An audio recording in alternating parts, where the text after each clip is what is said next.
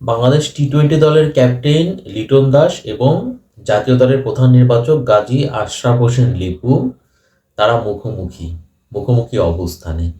না ভাই, এখানে কোনো আসলে মারামারির বিষয় নেই। বিষয়টা হচ্ছে যে আজকে আয়ারল্যান্ডের বিপক্ষে ওই টি-20 সিরিজের আগে যে প্রেস কনফারেন্সটা ছিল, সেই প্রেস কনফারেন্সে লিটন দাস জাতীয় দলের প্রধান নির্বাচক বা নির্বাচক যে প্যানেল বা কমিটি আছে তাদের উদ্দেশ্যে এমন কিছু কথা বলেছেন যে কথাগুলা আজকের হচ্ছে ক্রিকেট পাড়ায় টক অফ দ্য কান্ট্রি আপনারা বলতে পারেন।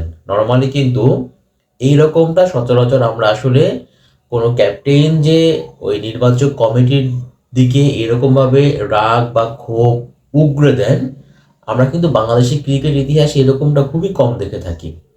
তো নর্মালি আজকে হয়েছে কি, আজকের যে এই আয়ারল্যান্ডের বিপক্ষে প্রথম এবং দ্বিতীয় টি-20-র জন্য বিসিবি টিম ঘোষণা করেছে, সেটা আপনারা সবাই জানেন। তো ওই টিমটাতে শামীম পাটোয়ারি তিনি নেই।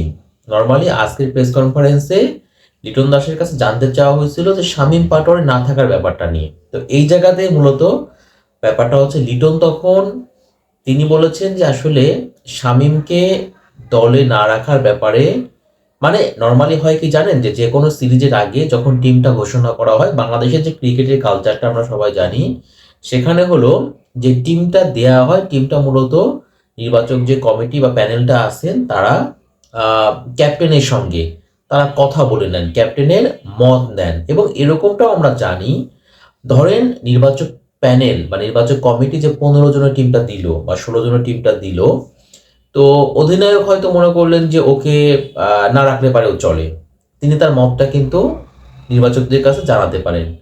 আবার তার কাছে হয়তো বা মনে হয়েছে যে নির্বাচকরা একটা খেলোয়াড়কে রাখে নাই, বাদ দিছে, যে কেউ হতে পারে এক্স ওয়াই জেড, তখন সে ক্যাপ্টেন চাইলে পারে তিনি কিন্তু তার যুক্তির আলোকে বলতে পারেন যে হ্যাঁ ওই খেলোয়াড়টাকে রাখলে ভালো হতো, কেন তাকে রাখলে ভালো হতো তিনি ব্যাখ্যা দিয়ে তাদেরকে বলতে পারেন। এরপরে মূলত চূড়ান্ত সিদ্ধান্তটা কিন্তু নির্বাচকরা টিমটা সিলেকশন করবেন, তারা ক্রিকেট অপারেশনসে সেটা পাঠিয়ে দিবেন। নর্মালি এরকমটাই হয়ে থাকে। কিন্তু শামীমকে বাদ দেওয়া হয়েছে, একটা বাতাসে গুঞ্জন, সেটা হচ্ছে লিটন দাস নাকি শামীমকে চান না, এই জন্যই শামীমকে বাদ দেওয়া হয়েছে। তার মানে দোষটা কিন্তু লিটনের উপর বর্তাচ্ছিল, যেহেতু শামীম তার তো সাম্প্রতিক যে পারফরমেন্স খুব তিনি বাজে অবস্থায় আছে।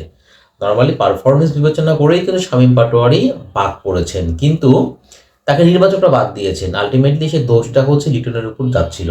তো আজকে যখন লিটনকে শামীম ইস্যুতে কথা বলতে বলা হয়েছে, প্রশ্ন করা হয়েছিল, ঠিক তখনই তিনি তার মনের মধ্যে যে রাগ ক্ষোভগুলা ছিল তিনি কিন্তু রীতিমতো একদম উগরে দিয়েছেন এবং তিনি নির্বাচক প্যানেল, বিশেষ করে গাজী আশরাফ হোসেন লিপু, তিনি তো প্রধান নির্বাচক, তাকে একহাত নিয়েছেন এবং তিনি কিন্তু স্পষ্ট করে বলেছেন যে শামীমকে বাদ দেওয়ার যে সিদ্ধান্তটা হয়েছে, মানে দলের যে নির্বাচন প্রক্রিয়া, এর সঙ্গে তার মতামতটা নেওয়া হয়নি বা তিনি কোনোভাবেই সম্পৃক্ত না। এবং তিনি কিন্তু এটাও বলেছেন শামীম থাকলে পারে ভালো হতো।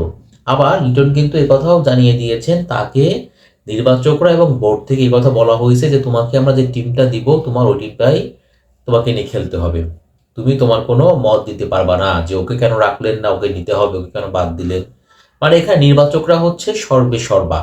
তো এটাই কিন্তু আজকে ক্রিকেট পাড়ায় টক অফ দ্য কান্ট্রি। যদিও পরে গাজী আশরাফ হোসেন লিপু তিনিও তার অবস্থানটা ক্লিয়ার করেছেন এবং তিনিও কিন্তু নির্দিষ্ট করে বলেছেন যে হ্যাঁ লিটন এবং প্রধান যে কোচ ফিল সিমন্স তিনি বলেছেন লিটনের সঙ্গে তিনি আয়ারল্যান্ডের সঙ্গে দ্বিতীয় যে টেস্ট ম্যাচ ঢাকাতে হলো সেই টেস্টের চতুর্থ দিন শেষে মূলত তিনি আসলে কথা বলেছিলেন। সেই ক্ষেত্রে শামীমের প্রসঙ্গেও তিনি বলেছিলেন আলটিমেটলি। তো লিটন কিন্তু বলেছিলেন শামীমকে তিনি আসলে চান। তার মানে একটা বিষয় এখানে পরিষ্কার, সেটা হলো যে কথা বলা হচ্ছিল যে শামীমকে দলে না রাখার পেছনে লিটনের হাত আছে, আলটিমেটলি সেটা কিন্তু মিথ্যা। লিটন তিনি কোনো কিছু জানেন তো নাই, বরঞ্চ লিটন আরো বলেছিলেন যে আমার এই টিমে শামীমকে লাগবে। এটা কিন্তু বিষয়টা ক্লিয়ার। কিন্তু এখন সমস্যা হচ্ছে একজন ক্যাপ্টেন হিসেবে লিটন প্রেস কনফারেন্সে তিনি যে কথাটা বললেন, আপনারা তো বাংলাদেশের ক্রিকেট কালচারটা আপনারা জানেন যে নর্মালি কিন্তু অন্য কোনো ক্যাপ্টেন হলে কি করতেন আমি জানি না, বাট লিটন কিন্তু এই কথাটা বলে অনেক সাহসিকতার পরিচয় দিয়েছেন। এখন লিটনকে 26 টি-20 বিশ্বকাপ পর্যন্ত আসলে টি-20 দ্বারা দায়িত্ব দেওয়া হয়েছে, বাট ধরেন একজন ক্রিকেটার হিসেবে লিটন যে প্রত্যেকটা ম্যাচে বা প্রত্যেকটা সিরিজে ভালো পারফরমেন্স করবেন তা কিন্তু না।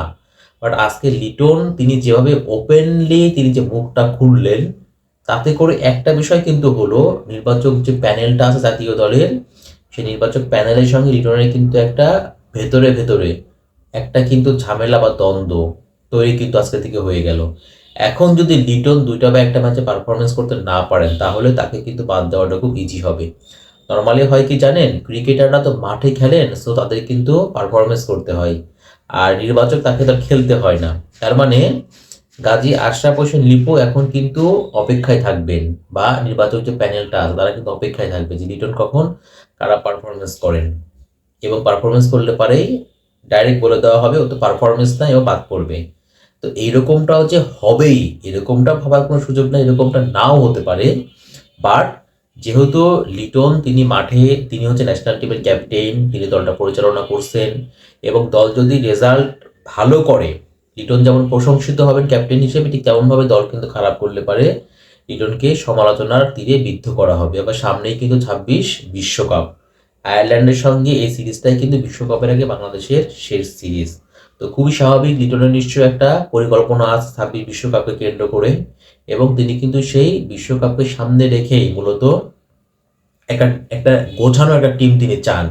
এবং তার বিশ্বকাপ ভাবনায় যে শামীম পাটোয়ারি আছেন, এটা কিন্তু একদম স্পষ্ট হয়ে গিয়েছে। কিন্তু আমাদের যে নির্বাচক প্যানেল আছেন তারা আসলে অন্য কোনো কিছু ভাবছেন, এবং ভাবছেন জন্যই তারা ক্যাপ্টেনের সঙ্গে, ক্যাপ্টেনের মতটা আসলে টু বি অনেস্ট বলি, মানে অফিসিয়াল যে মতের যে ব্যাপারটা থাকে সেই মতটা নেওয়া হয়নি।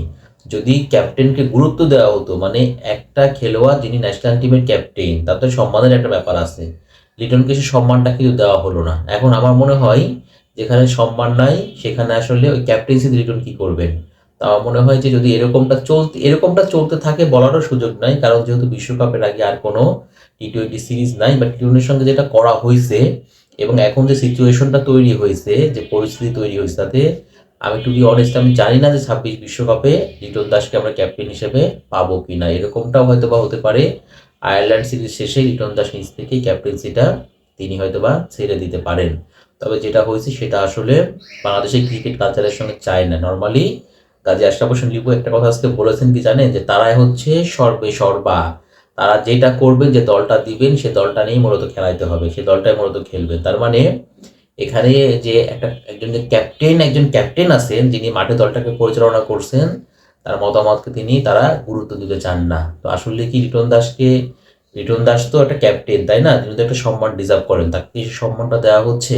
এবং যেখানে ক্যাপ্টেনের মতামতের কোনো গুরুত্ব নাই, সেখানে কি আসলে ক্যাপ্টেন্সি চালিয়ে যাওয়া লিটনের জন্য কি ঠিক হবে? এই উত্তরটা আপনারাই ভালো বলতে পারবেন।